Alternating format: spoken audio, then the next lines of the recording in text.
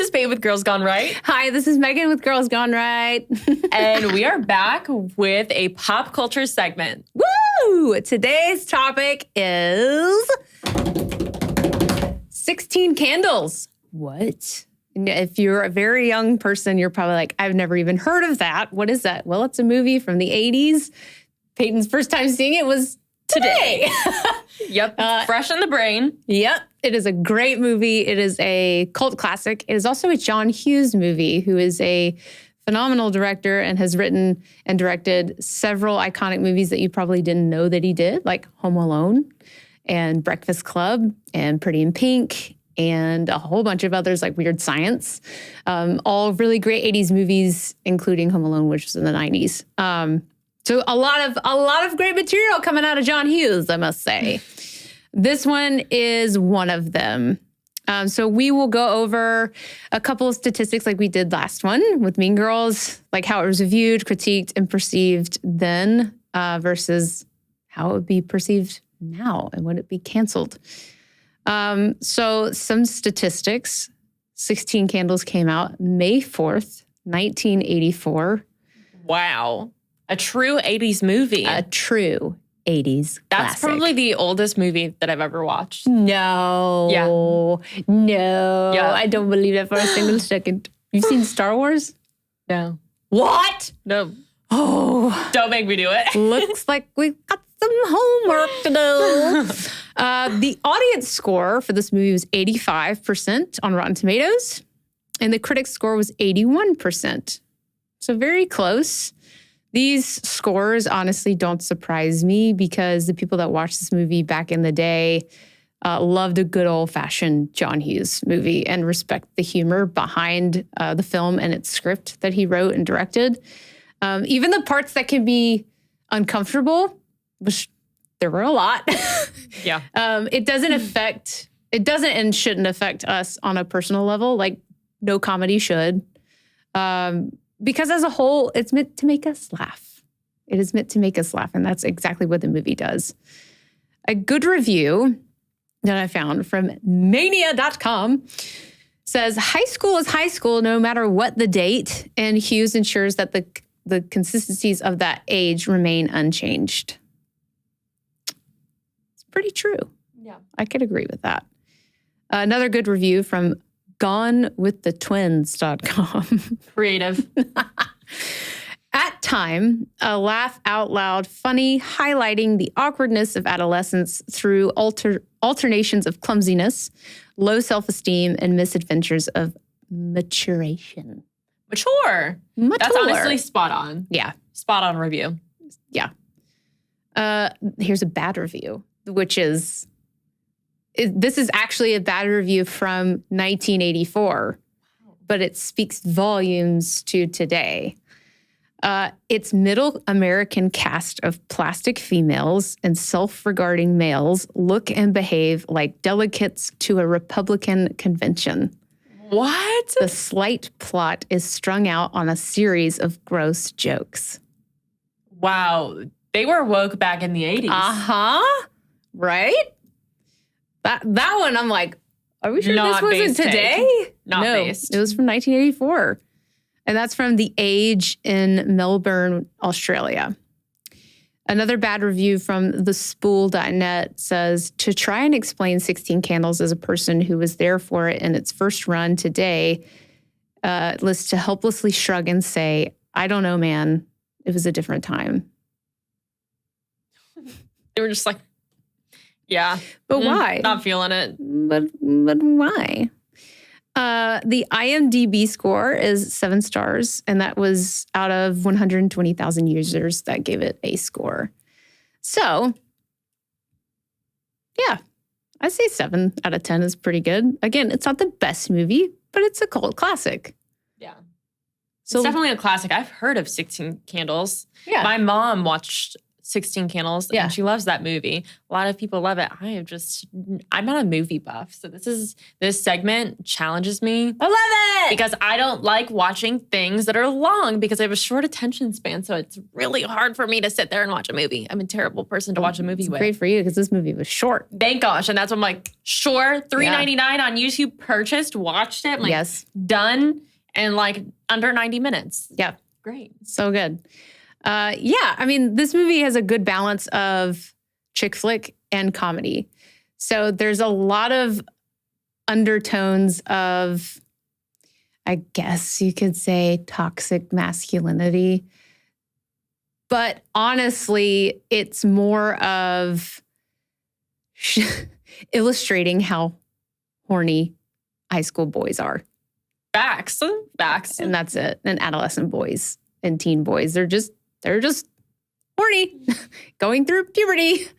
So that's kind of, I guess, where the male audience can relate and get humor out of it versus the chick flick part of it, which is obviously Molly Ringwald's character, Samantha, and not getting the sweet 16 birthday that she always wanted. So what we'll do today is kind of just go through it scene by scene. Not obviously not every single scene, but just kind of pinpoints that were like, huh, what? Throughout the movie. And first off, I would just say that this movie would not make it past the cutting room floor today. Canceled. Or even the first table read. They would be like, edit, like red pen all the way through that script. John Hughes was based. He was. But it's just funny. People just need to realize that we need humor. We can laugh at things. We can laugh at a lot of things and not take it so personal. So from the start, the little brother is a hoot. He comments immediately on the older sister getting her period before her wedding. And the fact that her little brother knows her cycle is kind of off-putting to me. It's weird. And then he says something about the other sister's boobs. And I'm, ew. Yes. Right off the bat, inappropriate. And it's a lot of sexuality within the family, like a lot of sexual things that are talked about that you can't do in 2023. You can't do. It is awkward, but the awkwardness makes it funny. You have that awkward silence, and it's like the tension that makes it funny that people laugh at. Yeah, totally. And then he says, he comments on her boobs by saying she's only eating carrots to increase the size of her breasts. So I eat so many carrots. And they haven't done anything? Nothing. I'm head of Itty Bitty Titty Committee. Ew, so I will say carrots, that is a myth. Myth busted. It was, go ahead. Sorry. He also called her, hey, birth defect. Yeah. And as soon as I heard that, I'm like, canceled. Yes. Can't say that. Yeah. It's offensive. He called her birth defect. But it is, it's heartbreaking when she realizes that her family has forgotten her birthday. And I love it when she's in the mirror and she's on the phone with her friend and she's looking at herself and she's like, I haven't changed. I was expecting to wake up and feel more like a woman, essentially. And, she's like, I still look the same. I feel the same. I don't feel any different, which is very striking to me because when you turn 16, I didn't see a big difference other than getting my driver's license. But physically, I feel like I didn't really see a physical difference in myself until I was in my 20s. Me too. Yeah. When I was 16, I definitely looked like a child. And I think that's something so different in today's age because 16-year-olds look like 21-year-olds. Yes. It is so different. And when I was 16, I looked like a 12-year-old. Yeah. And I didn't start looking like a woman until I was like 21 years old. Yeah. Like, sure, maybe I matured and started to get women more like, mature features. But that really didn't happen until later in life. Like I'm in my prime right now because it happened so later for me. Yeah. When I was in high school, when I graduated, I was not cute. I looked so young. And even going into college, I just like looked so young. And I didn't have those woman things that everyone desired. No. And it's so weird that we see that now, and 16-year-olds just look so much older. You see a 16-year-old and they look 21. They look like they're in college, but they're so young. And I think every girl goes through that, where they want to be perceived as older and mature because they want people to take them seriously, but they still have a lot to learn in life. Life lessons, and you will grow into the woman that you're meant to be, physically and mentally and spiritually. So just be patient and just enjoy the life, the body, the face that you're given now. And like she said, she didn't start growing into herself until she was 21. Honestly, if I'm being completely honest with myself, I didn't start feeling like the woman I am now until I was 30. Yeah. So it takes a long time to feel your womanhood. Womanhood, real talk though. Like when we talk about, this is getting deeper than we probably should, but I didn't get my period till I was like 18. I was almost 18. And I think that, I don't know, maybe that's a later in life, but at the same time, I feel like girls are getting their period so much earlier now, like 11, 12, like they're getting their period. And then after you get your period, you get boobs and things like that. So I didn't get my period until I was almost 18. And then I started like getting somewhat boobs and like hips, started developing. But that took so much longer because I didn't get my period until way later. And I think that has a lot to do with, I'm not going to get into the nitty gritty, but we'll just say the FDA and what's in our food and all these hormones and antibiotics and things like that. Yeah. But it's so interesting because now I'm like, I didn't experience any of that. I was so much older, and it like I feel like I just got like a later start to the womanhood. Yeah. That is so interesting. What a fun fact, everyone. That is. Now you guys know when I started my period. Well, now I feel like I must share. I was 11. Oh, okay. Yeah. Wow. I was 11. I just thought I was never going to get mine. I could see that. I could see where you would be kind of terrified that might not happen. Yeah, I'm like, I'm just never, everyone's getting theirs. I kind of have FOMO because I don't have mine. I'm wondering if I'm going to become a woman. Yeah. But it's not, that's a pleasant thing or something that we want. Yeah. But you typically, I'm not speaking for every woman, but typically in order to have children, that's something you have to go through for that to happen. We're speaking to the audience and beyond our audience. You need a period to be a woman and to have children. So to those who don't have real periods, you're not a woman. You need a uterus. A uterus. Uterus. Am I making you uncomfortable? Yeah. So it was just interesting to see that her in the mirror and like looking at herself and like touching her body parts. And I remember doing that. Like it's very normal. If you look at my 6th, 7th, and 8th grade pictures, even my 9th grade pictures, it was like A cup, B cup, C cup, D cup. Anyway, enough about our bodies. So it was heartbreaking when she realized her family had forgotten her birthday. And one of the greatest lines, she says, "I can't believe this. They effing forgot my birthday." And you're just like, holy crap. And then the opening sequence starts, which is awesome because there's so many butts and Levi jeans in this opening sequence. And the kid that can't open his locker just takes you back to when you were in high school and you're like, oh my God, I remember when I could get my locker open. So then we go to the classroom and she's in there and she's filling out this confidential note. And it says, "Have you ever done it?" And she says, "I don't think so." So no. Then it says, if you answered, "I don't think so," which is so funny to me. "Do you think you ever could?" And she says, "I guess so." "With who?" "Jake Ryan." And then it says, "Does he know you want to with him?" And she says, "No." And she underlines it several times. She folds it up. She tries to do the sneaky thing and pass it to her friend behind her. Her friend's asleep and misses it. And guess who gets the note? Jake Ryan. Jake snags it. I think that is just it's such an iconic thing of passing notes because people weren't texting. You had to write things down on paper. Any secrets were just like all on there, or you had to tell a secret in person versus having receipts, as the kids call it. That actually is in my weird trends. Oh, I love that. Yeah, it's the golden age before technology, where you couldn't call, you couldn't text, or you could call, but not on a cell phone. You couldn't text that person to get in touch with them. Like you had to call the house.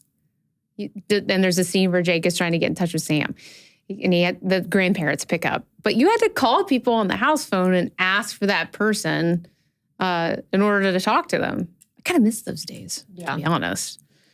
But the note passing, yes, very nostalgic. But how devastating for him to get it and know who wrote it. Oh, that's so bad. So bad. And then we fast forward when they go into the hallway, and this is a race topic, which race kind of comes up a lot in this movie. But they're talking about the guy that she wants, Jake, and then the kind of car she wants for Sweet 16, which is a Trans Am. And she's saying the color of the car she wants to be black. But her friend thinks that she wants a pink Trans Am. So she says, I know, you want the guy, the pink car. And she says, no, black. And the friend goes, a black guy? And I was like, what's wrong with that? What's wrong with that? Some people may say John Hughes is a racist. He's a racist. Yeah, I just thought that was so funny. So I was like, they just so openly and casually talk about race. It was like, is that in a way where you can just make a joke and just glides past. Yeah, that's how it was in the day. Back in the day, just like, whoop, there it was. There it went. Then they go to the, I guess, gym class, and boom, boobs. Yeah. This movie's rated PG, by the way. And within the first 20 minutes, we've gotten... I saw boobs. Yeah. I saw a real boob, no blur, nothing. I just saw them right there on the screen, which is incredible. I didn't know that it was PG. It even makes like a sound effect. It's like, yeah. But Carolyn, who is Jake Ryan's current girlfriend, they show her naked in the shower in the locker room, and they're just comparing their bodies to hers and how perfect she is. But yeah, this movie's rated PG, so we've already got a nudity scene and an F-bomb within the first 15 minutes. So it's crazy how things have changed so much within how we rate movies today. Yeah. So Anthony Michael Hall, you probably didn't know who that was before you watched this, did you? No. Yeah. So he was in a lot of 80s movies. He was in The Breakfast Club. So who's that one? Is that Farmer Ted? Okay. Yeah. Oh, okay. You know what? I have seen The Breakfast Club, and you remember him in that one? Yeah. And I remember Samantha. She's in Secret Life of an American Teenager as the mom. Yes. Yeah. So I'm like, she looks the same. She does. Well. There's actually a cover band called the Molly Ringwalds, and they're really good. I would love to go see them. So Farmer Ted, I would say he is probably the best thing in the whole movie. Yeah. He's just so funny. That character is a geek. In fact, that's what his character's name is in the credits, is the geek. But he is so unbelievably confident in his ability to get rejected. So hard. That's courage. Yes, that is He bravery. put it all out on the line. He's like, that's a pretty girl. I'm going to shoot my shot, even though I know she's way out of my league. I'm going to go for it. I love it. That's confidence. But I just thought it was so awkward when he sat down next to her on the bus, and he sits so freaking close to her, and then he sniffs her. I'm like, confidence. A girl. In that case, Joe Biden is the most confident man as well. Oh, yeah. We know another guy that likes to sniff people. Sniffer. But he like sniffs her, and I'm like, could you imagine, conservative or liberal, a woman getting sniffed by a peer in a car, on a bus? I don't know if I've ever been sniffed before. Take that back. I've been sniffed. You smell nice. You smell nice. I got a whiff also. But yeah, I was like, why is he sniffing her? That's so weird. What is wrong with him?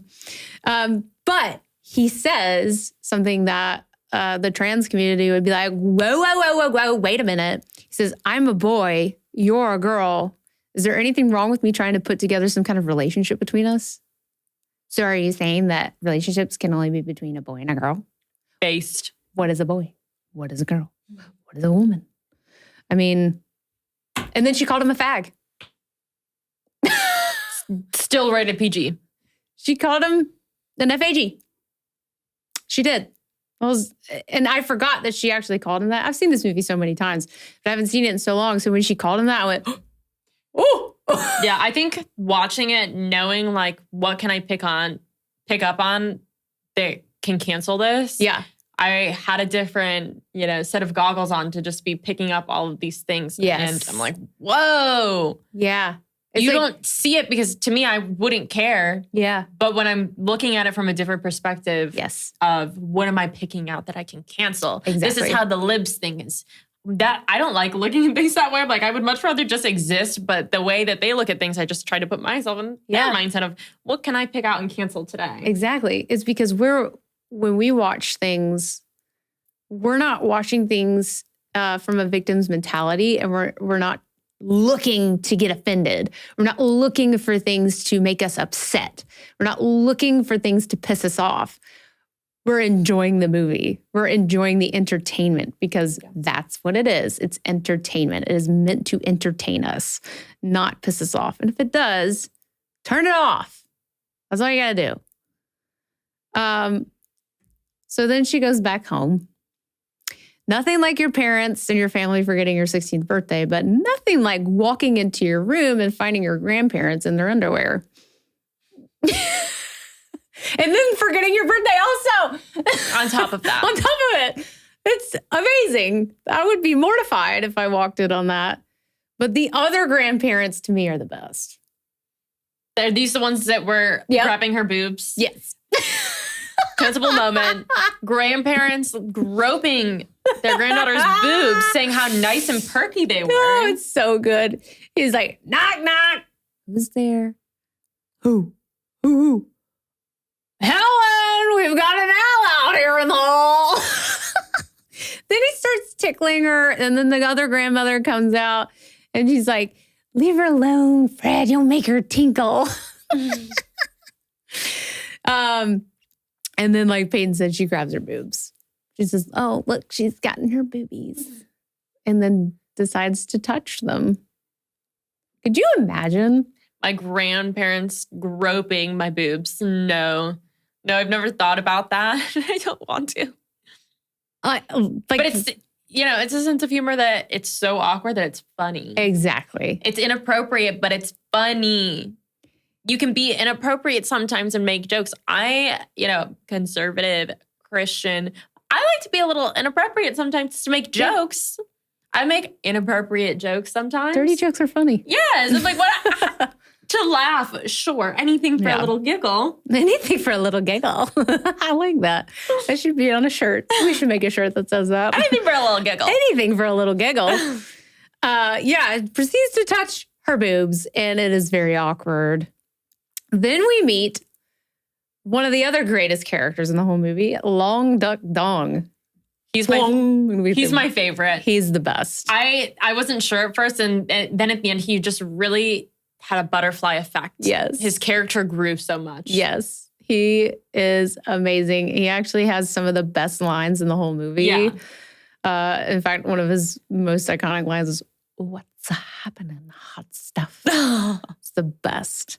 And so now we can talk a little about how racist it is. That the things surrounding Long Duck Dong are so racist. So racist. So racist. So racist. The gong that plays every time they say his name. Immediately canceled. Yes. Immediately. Right to jail, right away. So that scene at the dinner table is a scene that my family quotes all the time when he's like, we'll just fast forward now and get to the dance. Because right after that, at the dinner table, Sam says, I can't stay. I have a dance to go to. I'm getting graded on it. And they say, you should take Dong. And she's mortified, and they go to the dance. Do you know the Muffin Man? I'm just kidding. Do you know the Muffin Man? The Muffin Man! Are you familiar with John and Joan Cusack? No. So they're siblings and they're actors, and they are both in the movie. Okay. Joan Cusack is the girl with the headgear, and she dabs her mouth at the water fountain with her little shirt. Yeah. And then her brother John is one of Farmer Ted's friends, one of the geeks. So I just thought that was funny that they're both in the movie. So Farmer Ted lies to his friends about Sam, which is a typical nerdy guy thing to do, saying like, oh, she's so into me. She totally wants this. And then he goes and starts dancing on her, and he's growling at her, and she's so mortified. And it is just something I think that every teenage girl has probably experienced, maybe in a different form. But it was embarrassing to watch, if I do say so myself. Jake and Carolyn. So we know that they're together, yes, right? She says he's acting off, but that's because his attention is more focused towards Sam. And then she says she could name 20 guys that would kill to love her. Cool. Great. Go for them. Away. Full roster over there. Go away. Go get your 20 men.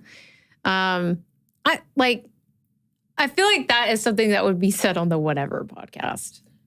Oh, that is for sure Bangs right there. Yeah. Bangs would say that. Yeah. I feel like that's something that those women that are feeling like so empowered, like, I have like 100 guys in my DMs right now, and they will totally go for this, and I could dump you in a second and go for one. If Caroline was real and in 2023, she would definitely be on the Whatever podcast. Yeah, with no clothes. And she would be the one wearing the cross on her neck because she likes to say that she's Christian, but also is most definitely not Christian and has 20 boyfriends. But don't you think it's really endearing how shy and scared Sam is to talk to Jake? Like, she won't even talk to him. It's so sweet and innocent. Yeah. I think that's so desirable for men, to see a woman who is just so feminine, who is so sweet and pure. I think that that's attractive to a man. I think vice versa, when you meet a man that, you know, it looks different on a man to be pure and have good intentions. But like when you meet a man that does, it's very attractive to know that someone's so pure. And it's such a striking contrast because it seems like that is exactly why he is attracted to Sam versus Carolyn. Because she's going, I have 20 guys that are lined up waiting for me. When Sam is just so innocent and shy and just wants to talk to the guy, but she can't work up the courage to do it. I think this comes down to, so Jake is dating Caroline probably because he thinks she's very attractive. Yeah. She's popular. She's the cool girl. It's always the case in the movies that the cool guy dates the cool girl. Yeah. And, you know, they dated, and that has to do with, you have that physical attraction. You have that status attraction. Yeah. You feel like you have similar status, social status. So you're going to date someone similar, and she's attractive. So they had that, you know, connection, and they had those similarities. So of course they start dating, but that's like not a long-term thing, right? That's very short-term, that you just have that physical attraction and you have things in common, a few things, but then he found someone that actually might be a slow burn. Like, I'm interested in her and she seems very sweet and pure, and I'm attracted to, not just because he says You know, I think she's kind of cute when he was talking to his friend doing pull-ups at the gym. And, you know, it's not always about looks. Like, I think maybe he didn't look at her at first and be like, oh, she's so, so attractive and I want to date her like he did Caroline. But he thought she was cute, and that probably grew when he got to know how pure and sweet she was. Which is also a callback to the beginning of the film when she's looking in the mirror thinking like, I haven't changed. Mm-hmm. So maybe he saw a change in her. Yeah.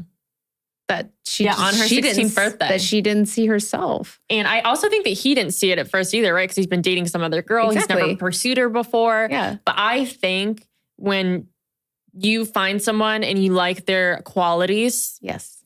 That she is a sweet, nice girl. She's the sweetheart. She's soft-spoken. She's not a bitch like Caroline. Mm-hmm. You see that. You see those qualities, and maybe they weren't a 10 to you at first, but it grows over time to be a 10. Like, you're like, I want that person so bad. I have this desire for them. I'm so attracted to them. But that grows over time. Yeah. And I think he just... I feel like, especially in these movies, because they kind of put those pairings together, like the hot guy and the hot girl together, because that's just how it is.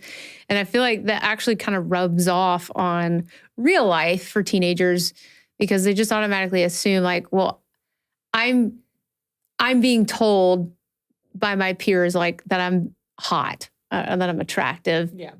So therefore, I can get the hottest girl or the hottest guy in my class. And so there's a lot of pressure behind that. But then, like you're talking about the slow burn, where you jump into the kids that jump into these relationships are only jumping into that relationship because they're hot. Don't be afraid to be yourself in high school. It is going to be traumatizing. There's going to be people that pick on you, and there's going to be people that bully you because of who you are, no matter if you're popular or unpopular. But you're always going to have a circle of friends. There's always going to be someone else that's very similar to you that you can surround yourself with.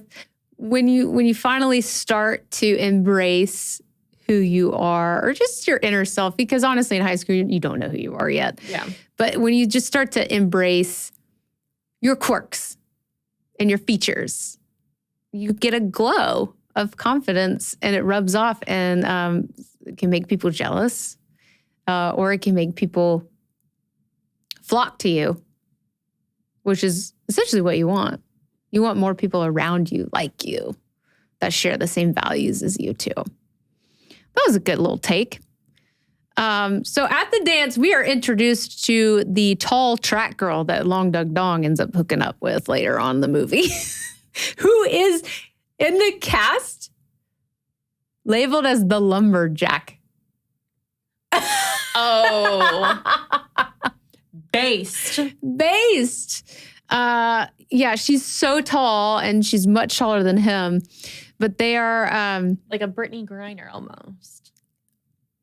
Giving Brittany Griner. You mean Brittany Griner?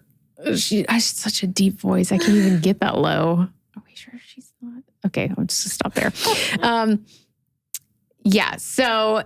they're like hugging and like all over each other at the dance. And it's kind of weird, but funny all at the same time. And then they ended up going to the party, which is where we're moving into. So Carolyn decides that she is going to throw a party on behalf of Jake at his parents' house because his parents are out of town. And come to find out, Jake is really rich and has a really nice house that gets destroyed.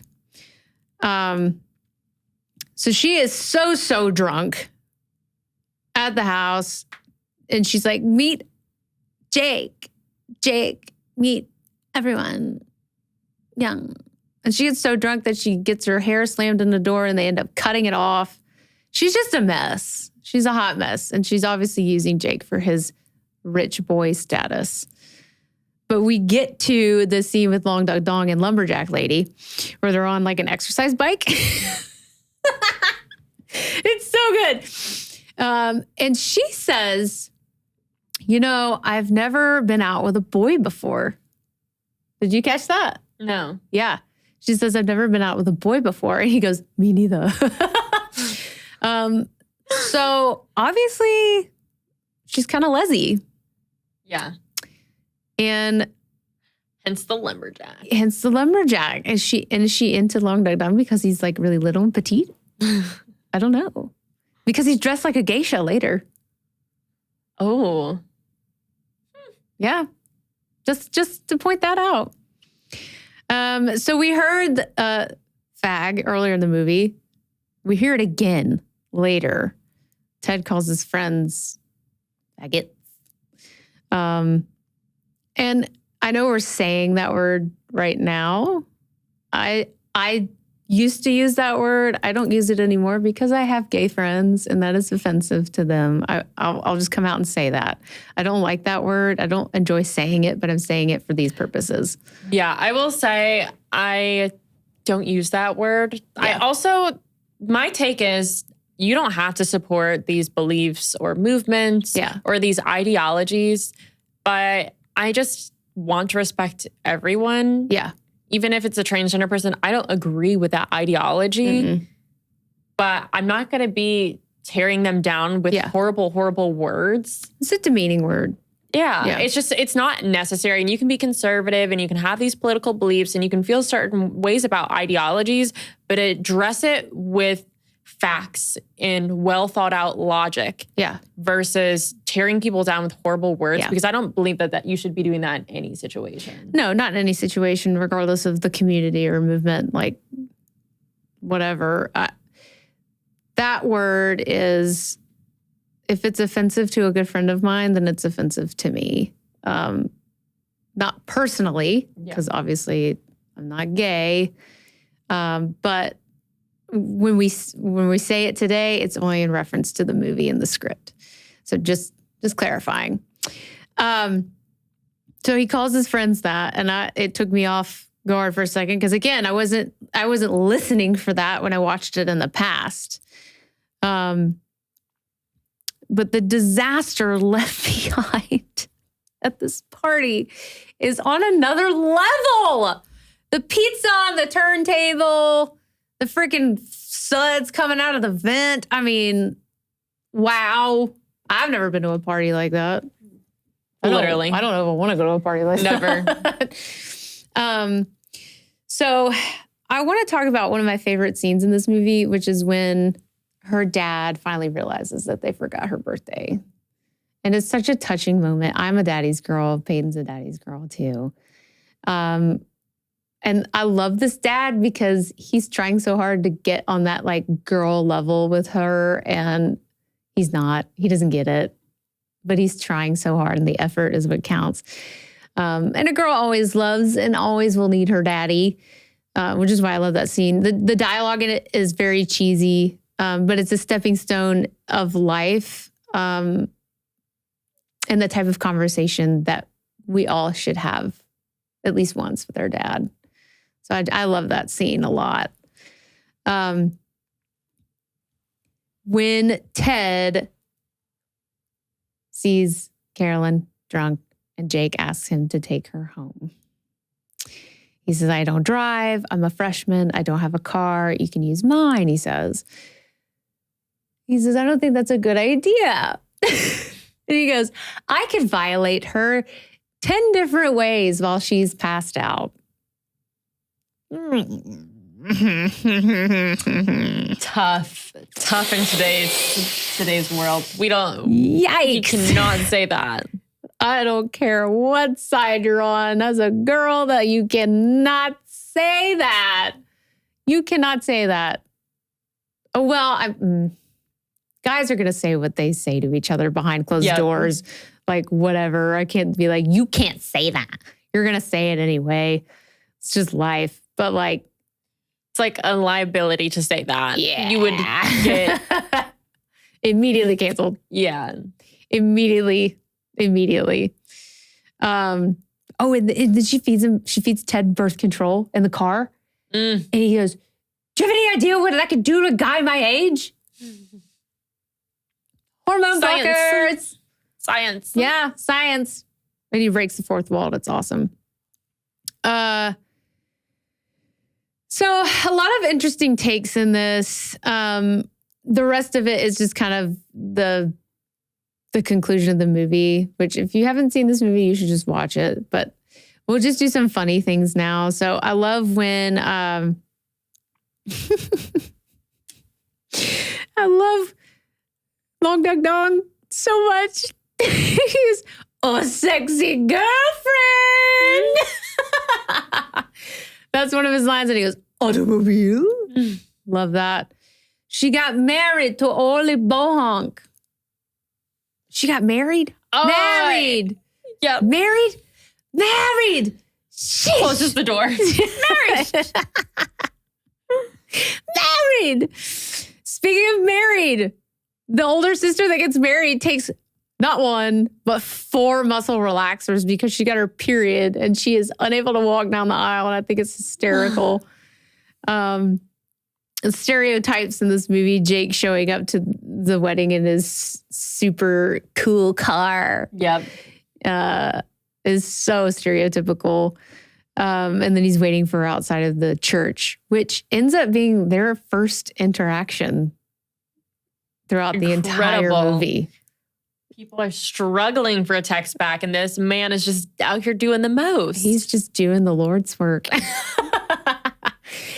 Yeah, that's the first interaction they had. And then she's like, I'm dipping out on the reception because you showed up, which honestly, the sister probably didn't even make it to the reception because she was so out of this world on pills. Speaking of drugs and pills, the dinner scene where they're at the sister and the fiance are at dinner with her parents and his parents. Mm-hmm. I was getting total mob vibes. Did you get that? Yeah, a little bit. Yeah. It was a little odd. It was odd. And his mom looked like she was super high on like cocaine and alcohol. John Hughes out here just putting something behind the plot. Oh, yeah. Just weird, some crazy stuff. And then, of course, the end. It was so sweet how he got her a cake for her birthday because she didn't have one. No one told her happy birthday. She got her kiss. She got her man. And she got her cake and her sweet 16. So it ended up being sweet. It ended up being real sweet. Some weird trends. Obviously, the Levi's all at the beginning and the butts. Yes. Yeah. Honestly, I'm team Levi's. Levi's will never go out of style. I love that style. I think it's so in. Yeah. It all comes back. Yeah, for sure.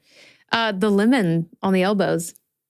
Yeah. Did you catch that? No, I didn't actually catch that. It was when Sam was in her sister's bedroom and she was trying to open up to her and talk to her about her problems. And then her sister's like, Samantha, I just don't have time for this. But she's rubbing lemons on her elbows. Oh, wow. And I always thought that was so weird when I was growing up. I was like, why is she doing that? So it turns out lemons remove dry skin from your knees and your elbows. Yeah. Burn. Like a cut or something. I know. Like, what do you have to burn? I don't want to risk it. Like, put salt in the wound. But it also says that it lightens the skin on your knees and your elbows. Huh. Yeah. The fashion sense, the layers. Too many layers. Yeah. Too many layers. The big poofy sleeves. I did wear my lime green blazer for the 80s trends. But there's so many layers. Yeah. And the big, giant poofy sleeves. Yeah. Mm-mm. Like I like a little poof here and there. Yeah. For pizzazz. Like a little pizzazz. Yeah. But the big poofy prom dresses and like those big, like just the over the top dresses. Yeah. You look like a cupcake, a frumpy little cupcake. I'm calling it. You know, the 70s are coming back right now. That's 70s wedding dress. I hope that does. Can I get married before that comes back in style? Because I don't want to get married wearing one of those. No. Gotta get married before that happens. Well, the 70s trends are back, like the bell bottoms. Obviously, the 90s have been trying to make their comeback here and there within the last 5 years. But 70s trends are coming back. Don't know why. I'm calling it now. The 80s are next. The 80s are next. Whether it be hair, poofs, material made, that shiny lame material that they use for a lot of stuff. I'm calling it. It's coming back. I will say the wedding fashion wasn't that bad for the 80s. I've seen worse. Yes. I've seen worse. Like the bridesmaid's dress wasn't that bad. Yeah, it could have been so much worse. It could have been a lot I've seen worse. some bridesmaids dresses in today's day that looks terrible. So it wasn't that bad. Yeah. So what are your hot takes from this movie? Hot takes. Overall, I really liked it. I think that it very much described what being a kid in high school looks like, not just from being in high school, but you kind of got everyone's perspective from the cool kids to the dorks to the foreign exchange students. So you kind of just felt the whole mosh posh of kids in high school. Yes. You felt everything.